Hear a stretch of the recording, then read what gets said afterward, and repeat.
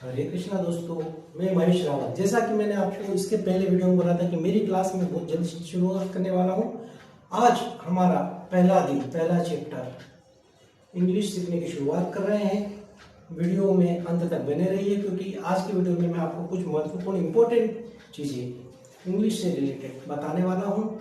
सबसे पहले हम बात करेंगे वर्ड्स की, क्योंकि किसी भी लैंग्वेज को सीखने के लिए शब्दों की आवश्यकता होती है, वर्ड्स की आवश्यकता होती है। वर्ड्स बोलना कैसे है, सबसे पहला क्वेश्चन यही आता है सभी बच्चों के दिमाग में, सभी साथियों के दिमाग में।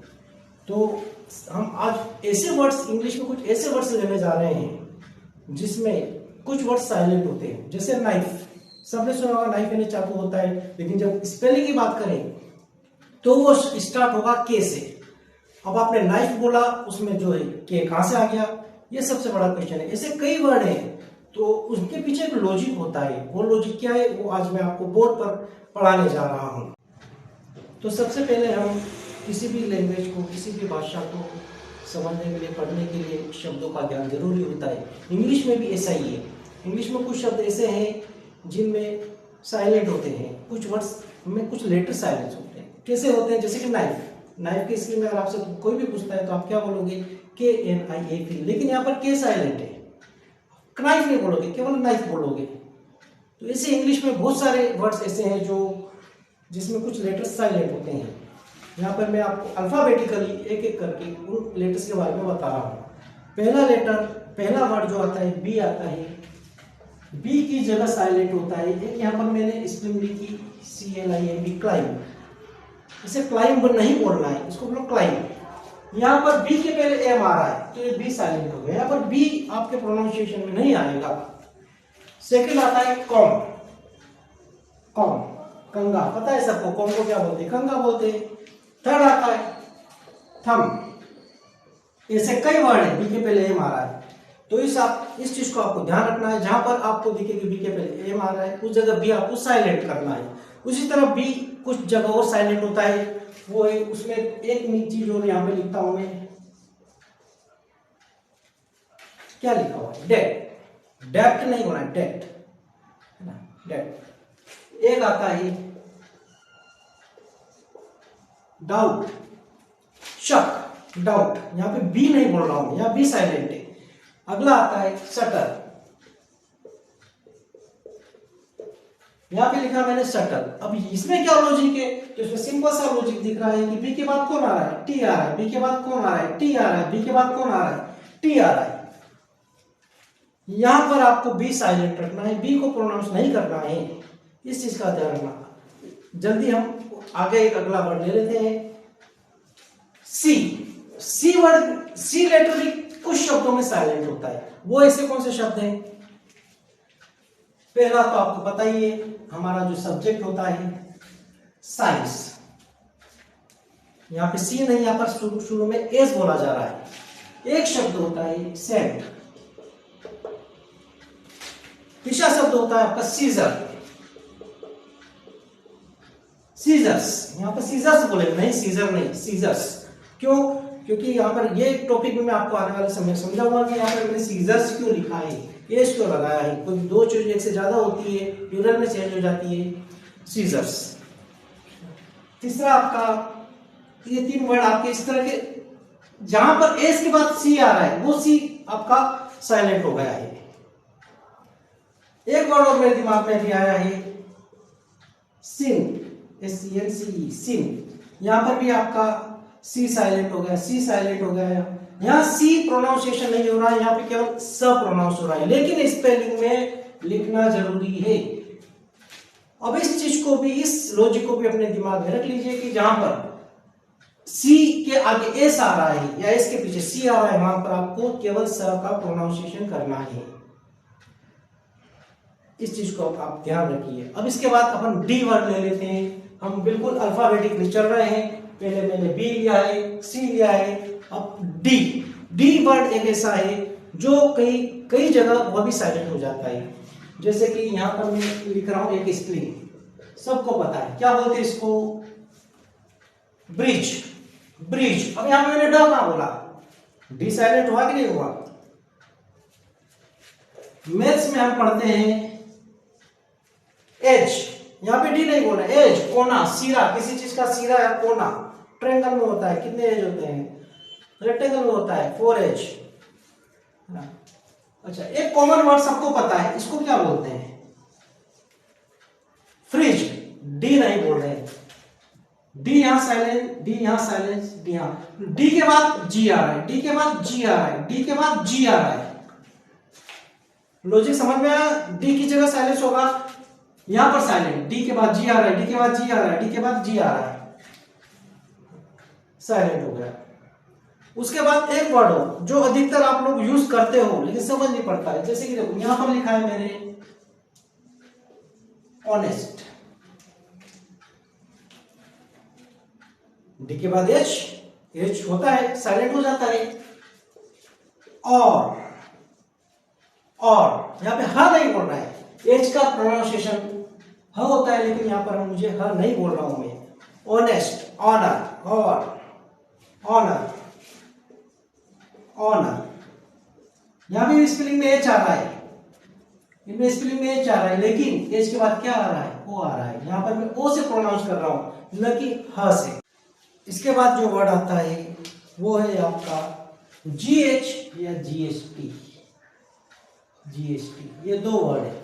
ये दोनों शब्द अगर किसी शब्द के लास्ट में आए, ये लेटर किसी शब्द के लास्ट में आए, तो इसमें GH पूरी तरह से साइलेंट हो जाता है।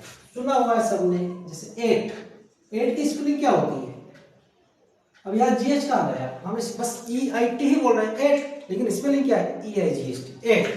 एक वर्ड होता है आपका fight, fight, eight, fight, height, right, कितने सारे वर्ड हैं ऐसे जो आपने सुने भी, माइट, बहुत सारे वर्ड मिल जाएंगे आपको जहां पर GH साइलेंट रहता है ना।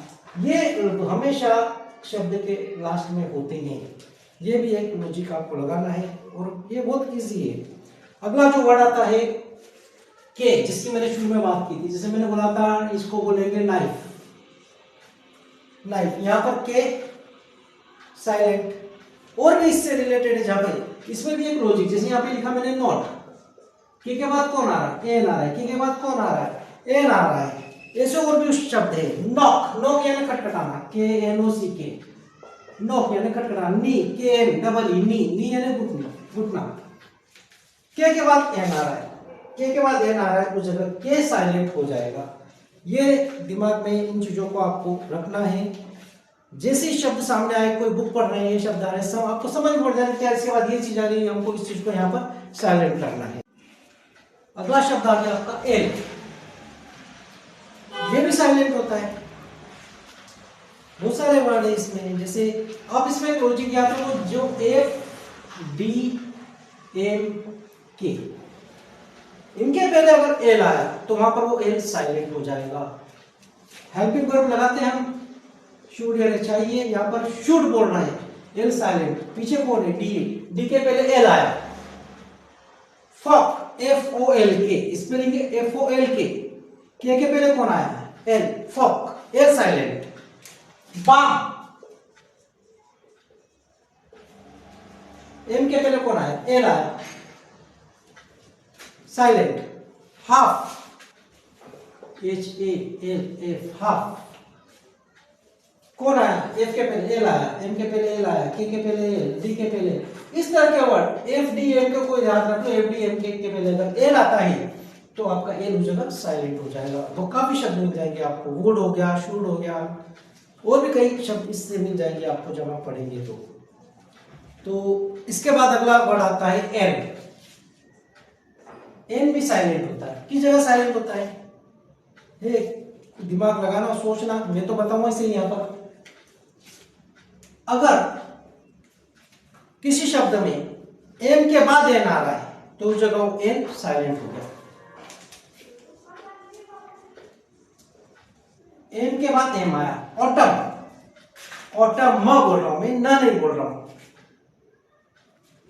कॉलम, सुने हुए सब सारे वर्ड तुमने सुने हुए, लेकिन स्पेलिंग एम के बाद एन आया। डैम, बोलते डैम, धिक्कार, पर स्पेलिंग क्या होती है, DAM। सोलम, गंभीर, 16 में होता है गंभीर। यहाँ पे आपका वोकेबुलरी भी अच्छी होने लग जाएगी धीरे धीरे, क्योंकि मैं अधिकतर हिंदी भाषा में ही इंग्लिश पढ़ाऊंगा, प्योर इंग्लिश यूज नहीं करूंगा। मुझे मालूम है कि आप सभी को अगर इतनी अच्छी इंग्लिश आती तो वीडियो नहीं देखते। आपको सीखना है और आप सीखेंगे, बिल्कुल सीखेंगे। इस कोर्स को मैं यहाँ से लेकर तो बिल्कुल एडवांस लेवल तक धीरे धीरे ले जाऊंगा। आप लोग इस वीडियो को पूरा देखना, रोज देखना। आप चाहे तो आप नोट्स भी बना सकते हैं, लिख भी सकते हैं। वो आपके ऊपर डिपेंड करता है कि आप कितने इस इंग्लिश को सीखने के लिए एग्रेसिव है, कितने आपको इच्छा है। इसके बाद अगला वर्ड आता है, एन के बाद हम लेंगे पी। जो वर्ड साइलेंट होते हैं मैं केवल उन्हीं वर्ड्स को ले रहा हूं। अब हम पी के लिए बात करेंगे। पी किस जगह साइलेंट होगा, एन, एस या फिर टी। इन तीनों किसी भी वर्ड में जब ये तीन आए उनके पहले अगर पी आ गया तो उस जगह पी साइलेंट हो जाएगा। इसके कुछ एग्जांपल यहां पर लिखा मैंने, EMPT वाई। टी के पहले पी आ रहा है, टी के पहले पी आ रहा है। इस वर्ड को मैं बोलूंगा एम्प्टी। प नहीं बोलना है, एम्प्टी बोलना है। एक सब्जेक्ट का नाम होता है साइकोलॉजी, मनोविज्ञान। साइकोलॉजी, साइकोलॉजी में मैंने यहां पर स्टार्टिंग पी से किए। स्पेलिंग में पी आना है, अदरवाइज आपकी स्पेलिंग गलत हो जाएगी। यहां पर पी आ रहा है, लेकिन जब हम प्रोनाउंस करेंगे तो केवल साइकोलॉजी बोलेंगे। कुछ और ऐसे वर्ड, शाह, PSHAW, शाह। यहां पर स्पेलिंग पी से स्टार्ट हो रही है क्योंकि एस के पहले पी आ रहा है। शाह, शाम, शायद होता है वैसे धिक्का। शाम, PSALM, शाम। यहां पे इसको मैंने शाम बोल रहा है, इसको बोला है शाह। साइकोलॉजी एमटी, इसके आगे पी आ रहा है। पी आपको प्रोनाउंस नहीं करना है, इस चीज का ध्यान रखना है। इसके पहले पी आ रहा है। शाम यानी होता है भजन, शाह यानी होता है धिक्कार। इनके मैं आपको अर्थ भी साथ में हिंदी अर्थ भी बताता जा रहा हूँ। उस पर भी तो आप लिखते रहना। अगर आपको नहीं समझ पड़ रही है कि किस शब्द को क्या बोल रहे हैं तो आप उसको लिखते रहना। एक वर्ड होता है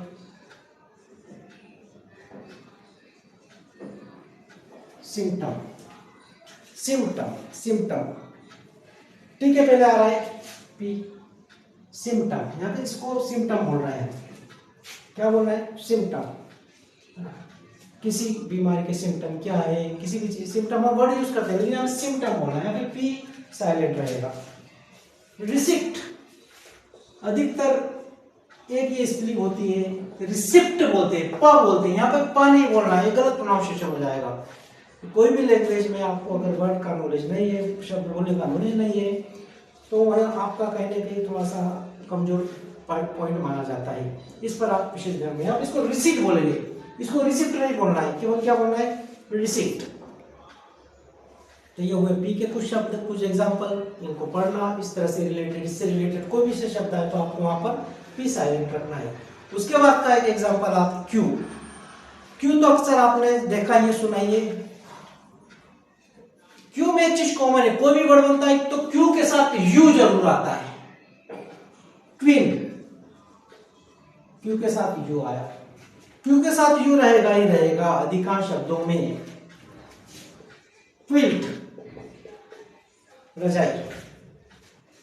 क्वैक, कंपन। कंपन के अर्थ क्या होता है, अर्थ क्वैक, भूकंप आना, कंपना, कांपना, कंपन। ट्वीट, छोड़ना। ट्वीट, तो क्यू के साथ यू आ रहा है, यहाँ पे यू साइलेंट हो रहा है, क्यू के साथ क्यू, ये इन दोनों की जोड़ी होती है, क्यू यू साथ में ही आएंगे अधिकतर इसमें। सभी चीज को आप नोट करते जाना, क्योंकि ये वीडियो तो आपके पास के रहेगा ही सही। उसके बाद भी अगर आपको एक नोट्स आप बना लेंगे तो आपके लिए आने वाले समय के लिए आपको कभी भी नोट्स आपके बने हुए तो आप पढ़ सकते हो, इन चीजों को दोहरा सकते हो। कोई भी चीज आपको आपने एक बार लर्न कर ली, लेकिन वो जब थोड़ी देर के लिए याद रहेगी, जैसे ही आपने कुछ समय तक उसका रिवीजन कर लिया, उसको बार बार मेमोरी में लेकर आ गए, वो फिट हो जाएगी। फिर आपको वो चीज़ हमेशा याद रहेगी। अगला वर्ड आता है एस। एस भी कुछ जगह साइलेंट होता है। किस जगह होता है? अगर आई और एल के बीच में एस आ जाए, चलो इसी को लेते हैं, I, I S L, I, island सुना? आइलैंड, आइलैंड, आइलैंड टापू, आइलैंड यानी कोई टापू, यहाँ पर आइलैंड या आई, यहाँ पे एस नहीं बोलना है। आई और एल के बीच में जहाँ एस आया वहां पे एस साइलेंट हो जाता है।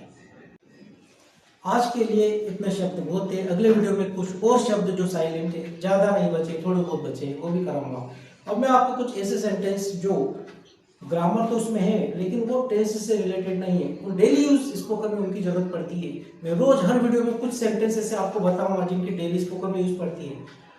वो सेंटेंस में आपको बहुत अच्छे से समझ में आएंगे। और मैं बिल्कुल दावे के साथ कहता हूँ कि अगर आपने उनकी प्रैक्टिस कर ली अपने दोस्त के साथ, अपने घर पे, अच्छा, इस इंग्लिश बोलने में और समझने में बिल्कुल आप शर्माना नहीं है, घबराना नहीं है, कोशिश करना है। बिल्कुल आप बोलना भी सीख जाएंगे, सेंटेंस बनाना सीख जाएंगे, किसी भी हिंदी लैंग्वेज को आप इंग्लिश में ट्रांसलेट करना सीख जाएंगे। ठीक है, तो इसके बाद अब मैं आपको कुछ सेंटेंस बता रहा हूँ या बोर्ड पे लिख रहा हूँ आपके सामने, आप उनको समझना।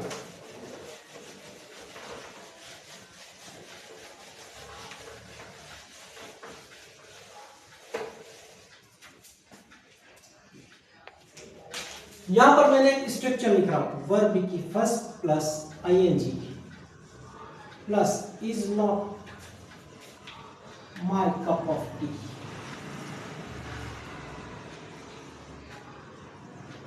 Is not my cup of tea, verb की first plus ING plus is not my cup of tea. मैं अभी भी बोल रहा हूं, ये शायद हो सकता है कि कुछ बच्चों को समझ में नहीं आए, लेकिन जब मैं साइलेंट वर्ड के बाद दूसरे टॉपिक ग्रामर पूरी समझाऊंगा, उसके बाद ये भी आपके काम आएंगे, तो इसके लिए भी एक अलग से नोट्स बनाना चालू कर दें, क्योंकि ये सेंटेंसेस हैं कि इनकी हमें बहुत जरूरत पड़ती है। अब यहाँ पर मैंने लिखा है is not my cup of T. इसका मतलब ये होता है मेरे बस की बात नहीं है। भाई क्या बस की बात नहीं है?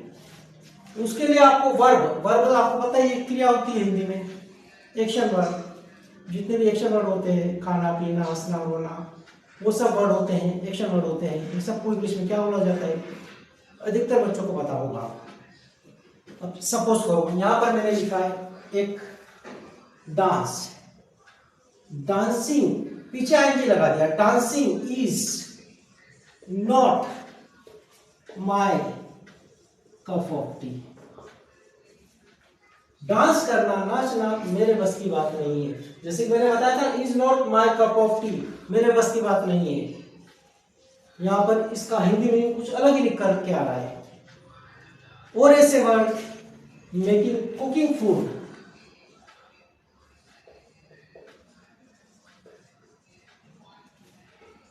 अब यहां पर वर्ब आ गई कुक, पीछे ING, cooking food is not my cup of tea. और आपके दिमाग में ऐसे कई सेंटेंस आ रहे होंगे, मुझे पता है। अब आप ये सेंटेंस सोचना, making tea is not my cup of T. इस तरह से काफी सेंटेंस आप बना सकते हो, वैसे कि थोड़ा सा आपको प्रैक्टिस करना है घर पे। इसके बाद एक सेंटेंस और मैं आपको बता रहा हूं, नो मैटर व्हाट हैपन। मैं आपको बोर्ड कर लिख कर मैं समझाऊंगा अच्छे से। इसके एग्जाम्पल, इन सब के एग्जाम्पल आपको घर पे प्रैक्टिस करना है। और मुझे कमेंट में भी इसके आपके दिमाग में जो आए, कमेंट में वो जितने भी आपके एग्जाम्पल दिमाग में आ रहे हैं, आप कमेंट में जरूर लिखना। अगला सेट लिया है मैंने, नो मैटर व्हाट हैपन। ये भी स्पोकन में यूज होता है, नो मैटर व्हाट हैपन। इसका हिंदी में होता है चाहे कुछ भी हो जाए, चाहे कुछ भी हो जाए। हम बोलते ही है हिंदी में, कोई भी शब्द बोलते हैं, चाहे कुछ हो जाए मैं तो ऐसा करूंगा, चाहे कुछ भी हो जाए मैं तो ये करूंगा, चाहे कुछ भी हो जाए मैं तो जाऊंगा, चाहे कुछ भी हो जाए मैं तो बहुत अच्छे नंबर से पास होऊंगा। वो चीज चाहे कुछ भी हो जाए, चाहे कुछ भी हो जाए, लेकिन नो मैटर व्हाट हैपन। ये आपको किसी भी सेंटेंस, जो भी सेंटेंस आपको बोलना है, शुरू में आपको इंग्लिश में ये सेंटेंस बोलना है, नो मैटर व्हाट हैपन। चलो एक दो एग्जांपल ले लिया हम। सपोज करो यहां मैंने लिखा no matter what happen. I will learn English. अब यहाँ पर मैंने आई विल लगाया, वैसे तो आई और वी के साथ ग्रामेटिकली शेल आता है, आपको पता भी है, लेकिन मैंने यहाँ विल लगाया। क्यों? क्योंकि ये विल इसलिए लगता है, आपको पता है कि कोई चीज हम कोई कंफर्म बोलते हैं कि हम ये करेंगे, उस कंडीशन में आई के साथ विल यूज होता है। अधिकांश सेंटेंस में विल लगता है। कोई भी चीज हम कॉन्फिडेंटली बोलते हैं उस जगह हम आई के साथ भी विल लगाते हैं। तो no matter what happen I will learn English, चाहे कुछ भी हो जाए मैं इंग्लिश सीखूंगा। No matter what happen I will not talk with her, चाहे कुछ हो जाए मुझसे बात, चाहे कुछ भी हो जाए मुझसे बात नहीं करूंगा। नो मैटर व्हाट हैपन, इसके बाद के सेंटेंस आपको बनाना है, घर के लिए आपका होमवर्क मान लीजिए, कोचिंग वर्क जो भी आपको माना। आप कमेंट में ये नो मैटर व्हाट हैपन के कुछ सेंटेंस आप बिल्कुल लिखकर बताइए, तो मुझे भी अच्छा लगेगा कि आप में जो सिखा रहा हूँ आप सीखने की कोशिश कर रहे हैं। एग्जाम्पल काफ़ी है, बहुत कुछ सिखाना है, अभी केवल शुरुआत है। आज का ये वीडियो देखने के लिए, सुनने के लिए और समझने के लिए, पढ़ने के लिए धन्यवाद। लाइक करना, शेयर करना और अपने दोस्तों को जरूर ये शेयर वीडियो करवाएं, क्योंकि ये भी उनके भी बहुत काम आने वाला है। हर तरह की ग्रामर में यहाँ पर पढ़ाऊंगा। मैंने बोला है बेसिक से लेकर तो एडवांस तक, मतलब जो कॉम्पिटिटिव एग्जाम होती है वहां तक की इंग्लिश भी मैं आपको धीरे धीरे, जब आप परफेक्ट होते जाओगे, अगले क्लास में जाओगे, ये इंग्लिश ऐसी लैंग्वेज है आपने एक बार से अगर सीख ली अच्छे से कभी नहीं भूलोगे। और ये इंग्लिश एक ग्लोबल लैंग्वेज है, हर जगह काम आनी है। तो फिर खुश रहिए, पढ़ते रहिए, प्रैक्टिस करते रहिए। धन्यवाद, थैंक यू वेरी मच।